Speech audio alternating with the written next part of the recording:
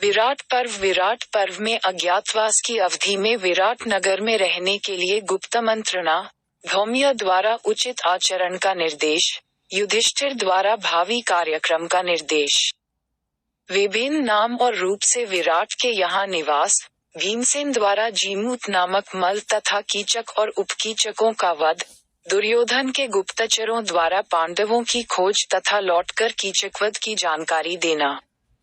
त्रिगतों और कौरवों द्वारा मत्स्य देश पर आक्रमण, कौरवों द्वारा विराट की गायों का हरण, पांडवों का कौरव सेना से युद्ध, अर्जुन द्वारा विशेष रूप से युद्ध और कौरवों की पराजय। अर्जुन और कुमार उत्तर का लौटकर विराट की सभा में आना। विराट का युधिष्ठिर आदि पांडवों से परिचय तथा अर्जुन द्वारा उत्तरा को पुत्रवधू के रूप में स्वीकार करना वर्णित है।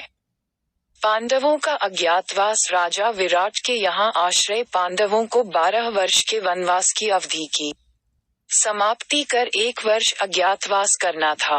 वे विराट नगर के लिए चल दिए। विराट नगर के पास पहुंचकर वे सभी एक पेड़ के नीचे बैठ गए। युधिष्ठिर ने बताया कि मैं राजा विराट के यहाँ कंक नाम धारण कर ब्राह्मण के वेश में आश्रय लूंगा। उन्होंने भीम से कहा कि तुम वल्लभ नाम से विराट के यहाँ रसोइये का काम मांग लेना। अर्जुन से उन्होंने कहा कि तुम बृहन्नला नाम धारण कर स्त्री भूषणों से सुसज्जित होकर विराट की राजकुमारी को संगीत और नृत्य की शिक्षा देने की प्रार्थना करना तथा नकुल ग्रंथिक नाम से घोड़ों की रखवाली करने का तथा सहदेव तंत्रिपाल नाम से चरवाहे का काम करना मांग ले। सभी पांडवों ने अपने अपने अस्त्र शस्त्र एक शमी के वृक्ष पर छिपा दिए तथा वेश बदल बदल कर विराट नगर में प्रवेश किया। विराट ने उन सभी की प्रार्थना स्वीकार कर ली। विराट की पत्नी द्रौपदी के रूप पर मुग्ध हो गई तथा उसे भी केश सज्जा आदि करने के लिए रख लिया। द्रौपदी ने अपना नाम सैरंध्री बताया और कहा कि मैं जूठे बर्तन नहीं छू सकती और न ही जूठा भोजन कर सकती हूँ।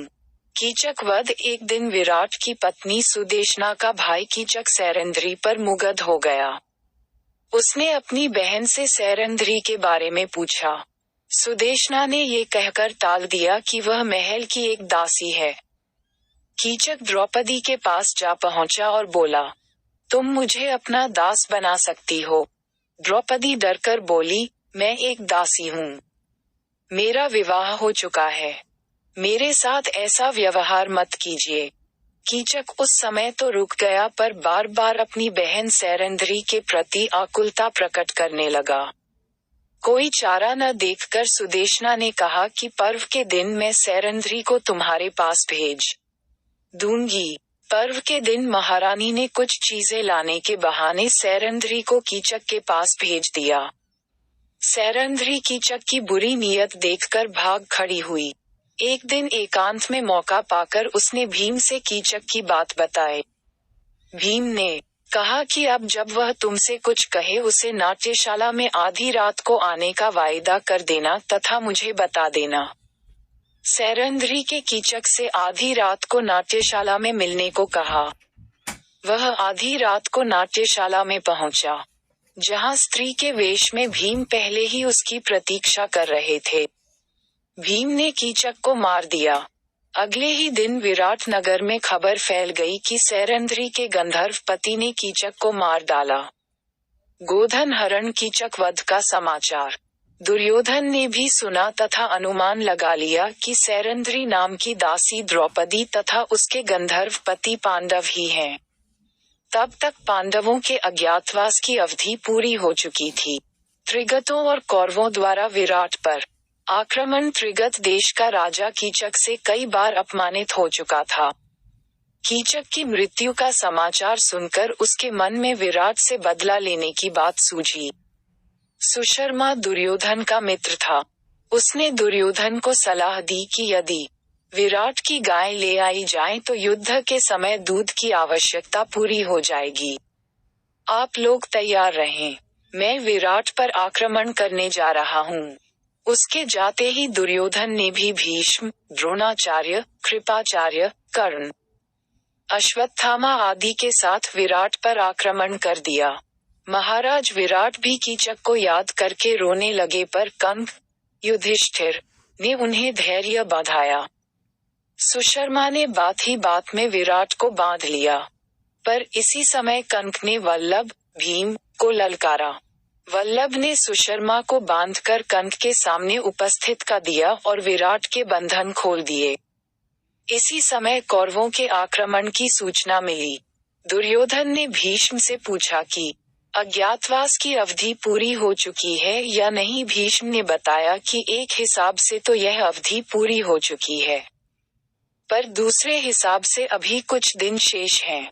विराट भयभीत हो चुके थे, पर वृहन्नला, अर्जुन के कहने पर उत्तर कुमार युद्ध को तैयार हो गया।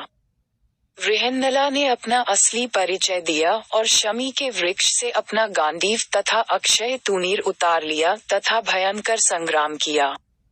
कर्ण के पुत्र को मार डाला, कर्ण को घायल कर दिया। द्रोणाचार्य और भीष्म के धनुष काट दिए तथा सम्मोहन अस्त्र द्वारा कौरव सेना को मूर्छित कर दिया।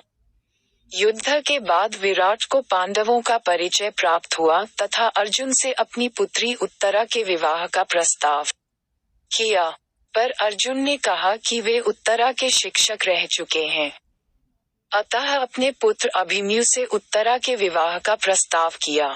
धूमधाम से अभिमन्यु और उत्तरा का विवाह हो गया। विराट पर्व के अंतर्गत 5 उप पर्व और 72 अध्याय हैं। इन 5 उप पर्वों के नाम हैं: पांडव प्रवेश पर्व, समेपालन पर्व, कीचकवध पर्व, गोहरण पर्व, वैवाहिक पर्व। अगर आपको वीडियो अच्छा लगा तो सब्सक्राइब करें और शेयर करें एजुकेशन स्टोरी।